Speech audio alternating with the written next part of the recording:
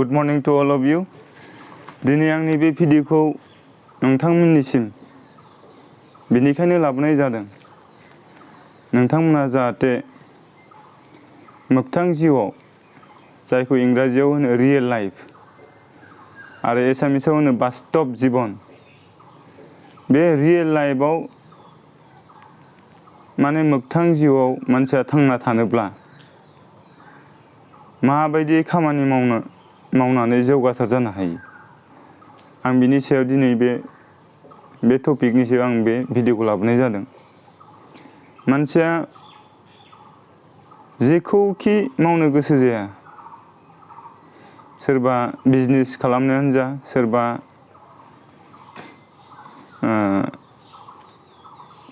Doctor इन्जिनियारानो जा सोरबा फोरोंगिरियानो जा सोरबा खानाय सिनग्रायानो जा सोरबा मिस्ट्रियानो जा जाय जेखौखि मावनो मोजां मोना बे मावनो मोजां मोननाय खामानिखौ जुदि मोजां रोखोमै जुदि सानफ्रोमबो मावलांबाय थायोब्ला बेजोंनो थांना थानायनि राहा लामाखौ मोननो हायो सोरबा लेखा गोरों सोरबा लेखा रोङै बेजों मेटार नङा लेखा रोंनाय रोङैजों नोंनि आर्ट अफ लिभिं जिउआव थांनानै थानायनि आरिमु जिउआव थांना थानायनि मोनसे गोजोननायखौ रंजानाय बेहाय नोंनि लेखा रोंनाय रोङैजों बाथ्रा सोमोन्दो गैया खोथाया जाहैबाय नों लेखा रोंनानै खामानि मावनायाव जुदि बे रोंनायखौ जुदि बाहायोब्ला नोङो जिउआव गुबुनफोरनि रुजुनायाव गोजौसिनाव नोङो जौगानो हागोन नाथाय नोङो लेखाखौ रोंनानै जुदि खामानि मावाबा नोङो माब्लाबाबो जिउआव जौगानाय नङा नोंनि मोगथां जिउआव नोङो माब्लाबाबो गोजोननाय जौगानाय होननाय बे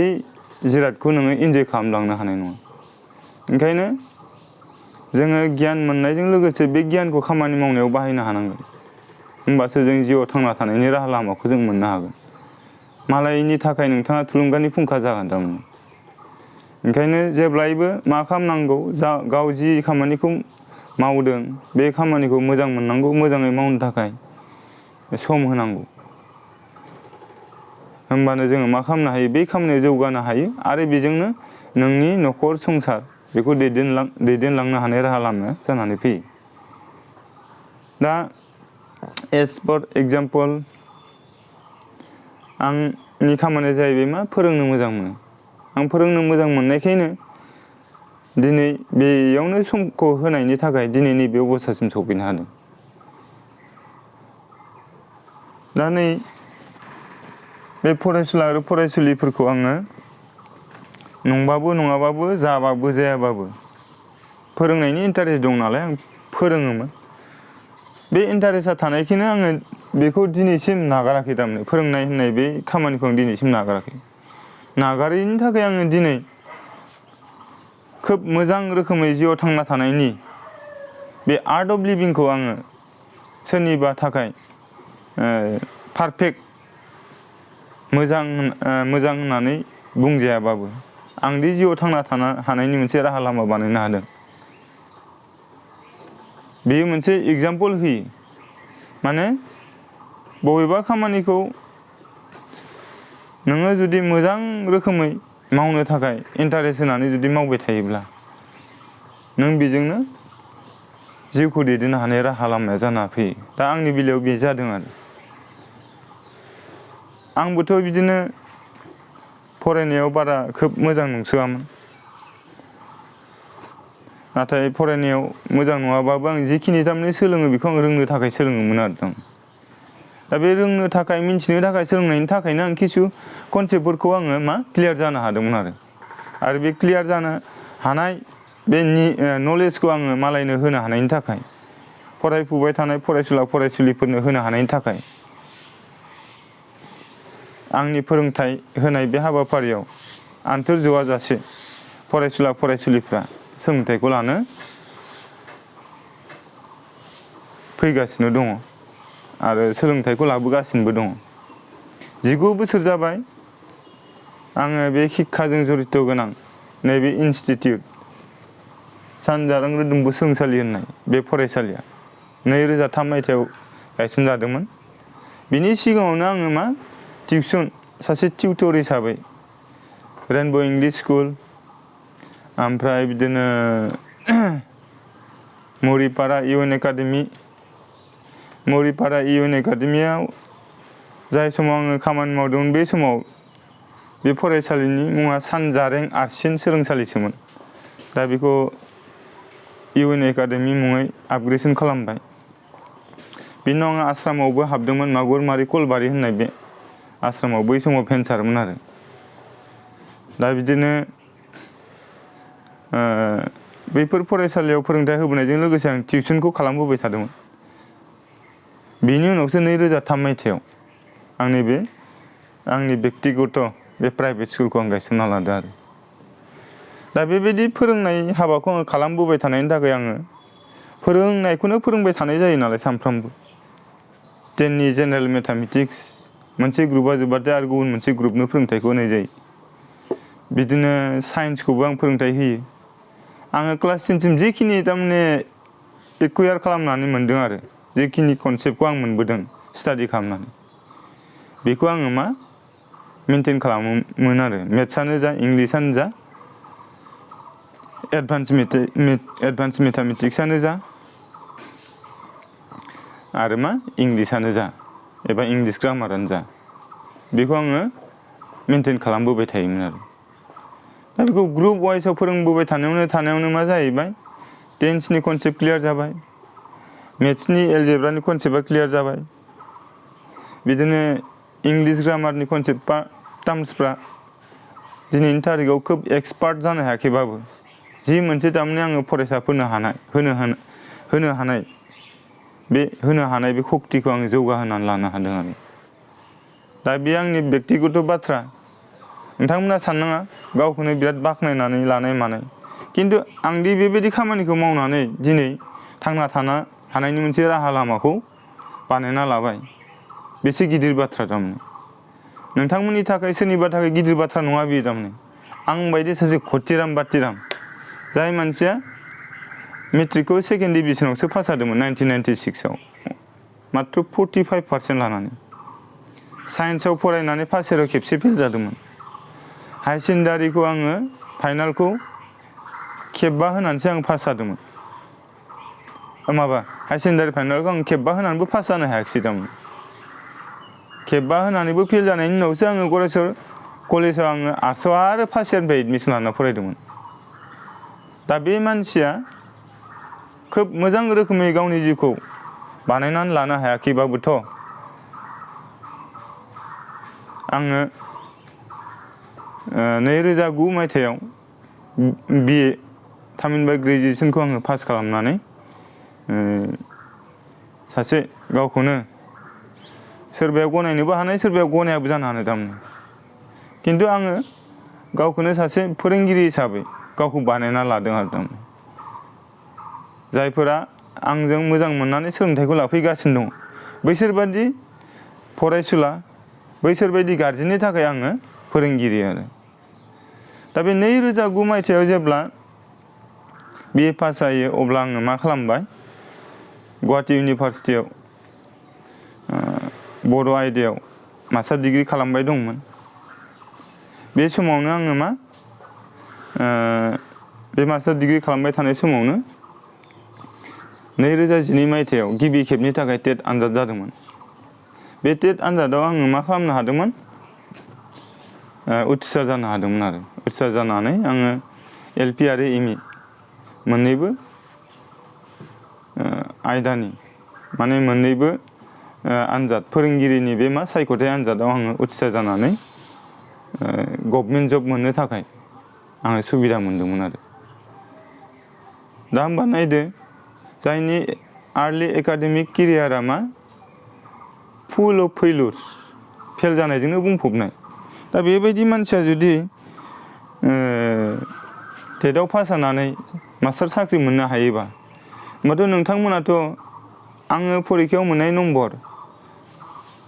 हायार सेकेन्डारि मेट्रिकआनो जा, हायार सेकेन्डारियानो जा, ग्रेजुवेसनानो जा एबा मास्टार डिग्रियानो जा, नोंथांमोनाथ' आंनिख्रुइ बांसिन मोजांसिन नाम्बार मोनदों। नाथाय बेखिनि क्वालिफिकेसन थानानैबो, बेखिनि सार्टिफिकेट थानानैबो नोंथांमोना फेलेंथि जिउनि बाहागोआरि जानायासो बिराद साननो गोनां थारमाने।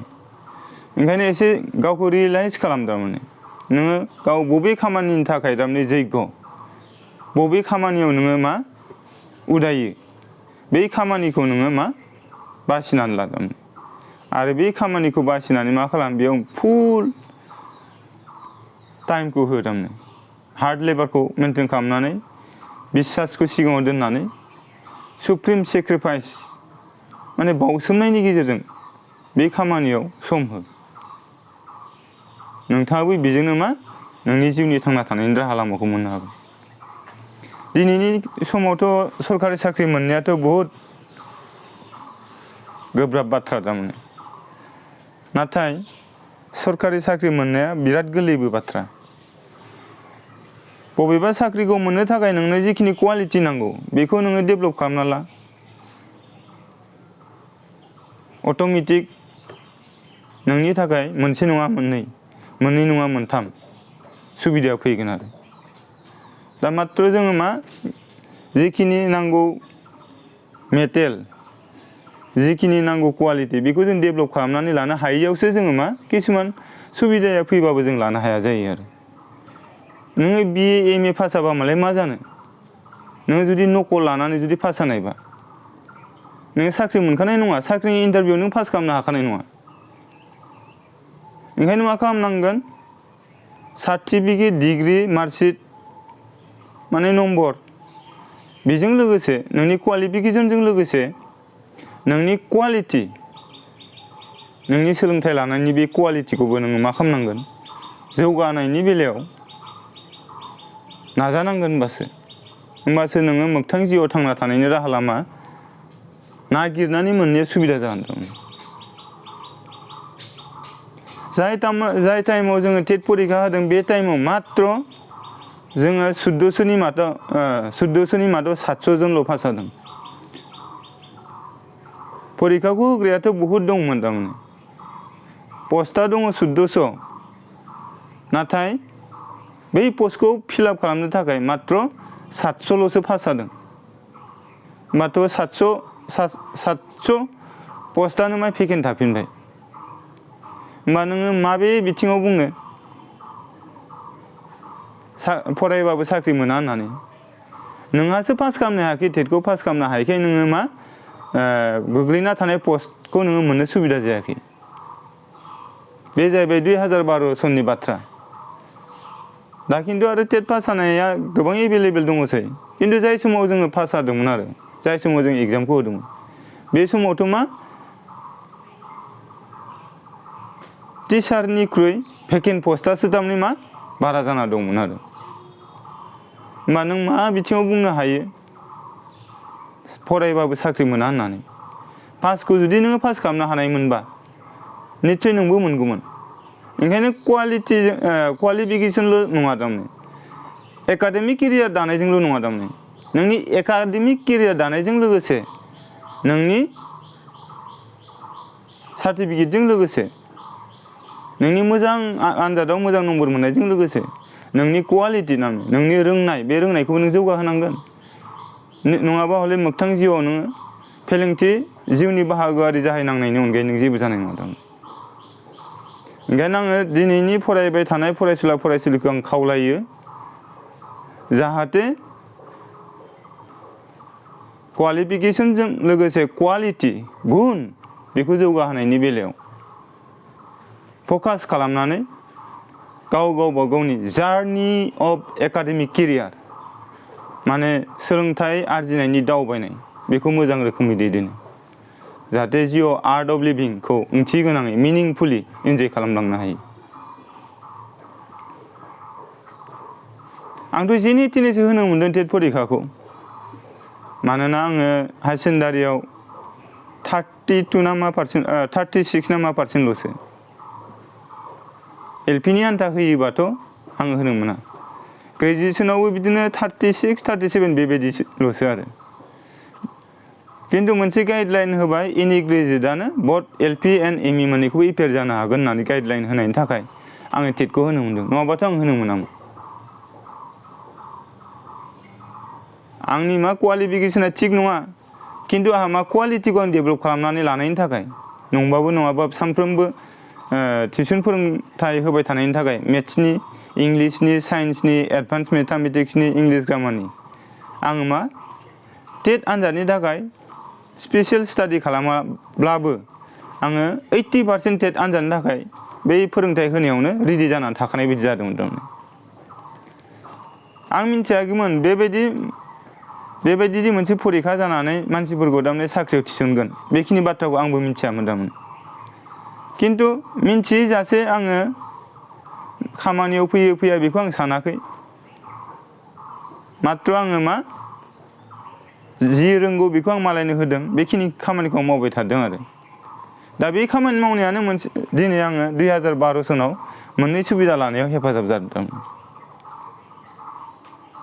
ओंखायनो आं बुङो आरो थारमाने नोंनि माबा मोनसे मोजां खामानि मावनाया माब्ला समाव नोंखौ हेल्पफुल खालामगोन माब्ला समाव नोंखौ हेफाजाब होगोन नों मिथिजासे बेयो थारमाने हेल्प होगोन आरो ओंखायनो सोरनिबा मोजां मावनाया सोरखौबा नोङो सहाय खालामनाया नोंहा लस गैया थारमाने सोरखौबा सहाय खालामनायाव भगबानाबो मोनसे समाव नोंखौ मा नायफिनहरगोन थारमाने आरो मोनसे बाथ्रा readiness to seize the opportunity whenever it comes is the secret of success माने मा बबेबा मोनसे सुबिदाया फैनायनि सिगांनो बेखौ साखाफारा रेडि जानानै बै सुबिदाखौ हमथानानै लाखिनो थाखाय साखाफारा जानाय रेडि जानानै थानायानो मा होनदों जाफुंसार जानायनि मोनसे आन्दोनो दा बेखौ सिगाङाव दोननानै नोंथांमोना जेब्लायबो मा पजिटिभ थिंकिंजों पजिटिभ माइन्डजों पजिटिभ एक्सनाव ओंखारबानो जाबाय पजिटिभ खामानि माव होमबानो सानसे समाव नोंनो माब्ला समाव नोंनो मोजां खामानि लाबोगोन एबा मोजां सुबिदा लाना फैनो हागोन मोजां सुबिदा लानानै होफैगोन बेखौ नों बुंसोनो हाया निस्सय होफैगोन आरो थारमाने नोंथांनोबो खिन्थु नोंनि मावनाय खामानिया पजिटिभ जानांगोन नोंनि मावनाय बाथ्राया पजिटिभ जानांगोन नोंनि साननाया पजिटिभ जायोबा नोंनि बुंनाय बाथ्रायाबो पजिटिभ जायो नोंनि मावनाय खामानियाबो पजिटिभ जायो माने पजिटिभ माने गेबें नोंनि साननाया गेबेंब्ला नोंनि मावनाय खामानियाबो गेबें जागोन बेयो नों मावनो लानाय खामानिखौबो नों मोजां खामानिखौ नों बासिना लाखागोन साननाया जिहेतु नोंनिया मोजां आरो बे खामानिया मा जाहैगोन जायखौ नोङो मोजां होनना सानना मावदों बे खामानिया मोजांबो जागोन आरो बेनो नोंनि थाखाय थारमाने मा जिउआव थांना थानायनि राहा लामाथ' होगोनानो आरो नोंथाङा सोरनिबा थाखाय नोङो थुलुंगानि फुंखाबो जागोन आरो नोंखौनो मा फल' खालामगोन आरो सोरबाया दा दिनैनि समाव बेफोरबायदि बिथिङावसो जोङो खामानि मावनांसिगौ ओरैनो गिदिर मेल मिटिङाव लेक्सार होबाय थानानै मा जानो नों आं फिसा मानसियानो जुदि गावबागाव थांना थानायनि राहा लामाखौ निजेनो जुदि बानायना लाया सोरबा गिदिर गोलावा सोरबा एमएलए एमपिया सोरबा मा जिएम इएम मा नोंनो सुबिदाखौ होनाय नंखाया ओंखायनो मा सोरबाया होनाय होयैखौ नोङो जुदि सानबाय थायोबा जानाय नङा ओंखायनो आं बुंगोन चाइनायाव मोनसे बाथ्रा बुंनाय दङ मोनसे बाथ्रा फाव नों जासिनाय नाखौ नेबाय थानो ना गावनो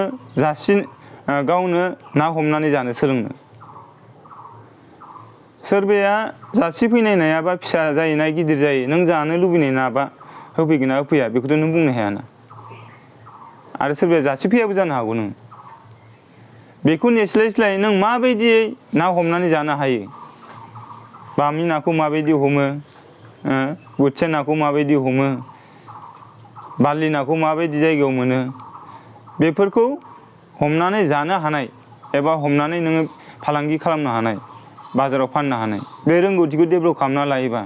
नों मा निजेनो ना हमनानै जानोबो हागोन नोङो हाथाय बाजाराव फाननानैबो रां आरजिनो हागोन इनकाम खालामनो हागोन दा ओंखायनो मा आं बुङो if you want to enjoy the real success of life जिउनि मोगथां जिउआव थारमाने मोगथां जिउआव रियेल लाइफआव आरो जुदि नोङो जाफुंसारनायखौ जुदि इन्जय खालामनो लुबैदोंब्ला you still have chance. दाबो सम दङ जायखौ मोजां मोनो बे खामानिखौ मोजां बासिना ला जायखौ मोजां मोनो जाय खामानिखौ मावनानै नों इन्टारेस्ट मोनो बे खामानिखौ बासिना ला बेयाव नोङो मा इन्टारेस्ट होनानै खामानि मावनायावनो मा जाहैगोन नोङो जौगालांगोन थारमाने no matter how much level of weak you are बेसेबां दुरबल बेसेबां थारमाने लोरबां बेजोंबो मेटार नङा आरो either middle level or poor level it does not matter it does not important नोङो गेजेर खलबनि दुरबल ना एकदम मस्त दुरबलथार बेजोंबो मेटार नङा थारमाने how much mark you acquired in examination it does not important your degree your qualification is just a piece of letter नोंनि डिग्री क्वालिफिकेशना मोनसे लेखा बिलाइल'सो बियो नाथाय नोंनि रियेल लाइफआव थांना थानायासो बिराद गिदिर बाथ्रा थारमाने ओंखायनो बेखौ नोजोर होनानै नोंथांमोना जाहाथे फैगासिनो थानाय समफोराव मिनिंफुल लाइफखौ इन्जय खालामनो हायो बिनि थाखाय खामानि माव सोरखौबा थगाय थसि नङा 25-30 बोसोर खस्थ' जागोर ओमफ्राय बाखिखिनि समखौ मोजां रोखोमै दैदेनलां 25-30 बोसोर माने जाय समाव गावनि एकाडेमिक केरियारखौ दानायनि सम बे समावनो जुदि नोङो एन्टारटेनमेन्ट लानायनि बाथ्राखौ सानोबा खिन्थु इयुन समाव नोङो मा जाहैगोन भुगिनांगोन इयुन समाव नों फेलेंथि जिउनि बाहागोआरि जाहैनांगोन कि जाहैनांगोन because student life is the constructive period of life बे समावनो जुदि गावखौ दाखांना लायाबा फरायसा समानो दाखांना लानायनि समनो student life is the constructive period of life बे बैसोआव 25-30 बोसोर बैसोआवनो बेखिनि बैसोसिम समावनो जुदि नोङो सोलोंथाइखौ लायाबा नोंनि आखलखौ दायाबा नोङो माब्लाबाबो मा नोंनि फिउचारखौ नोंनि इयुनखौ नों दाखांना लानो हाखानाय नङा ओंखायनो बेखिनि टाइमाव मा खालामनांगोन आखल दानायनिफ्राय गियान खनसायनायनिफ्राय एकाडेमिक केरियार दानायनिफ्राय सोब बिथिङाव जोङो मा खालामनांगोन रोंखा राखा जानांगोन थारमाने फरिखायाव नाम्बार मोजां मोनबाल'सो जानाय नङा जोंनि क्वालिटिखौबो जोंनि थारमाने रोंनो गोनांखौबो जोङो रोंनांगोन आरो होमबासो जों रियेल लाइफआव मा इन्जय खालामनो हागोन आरो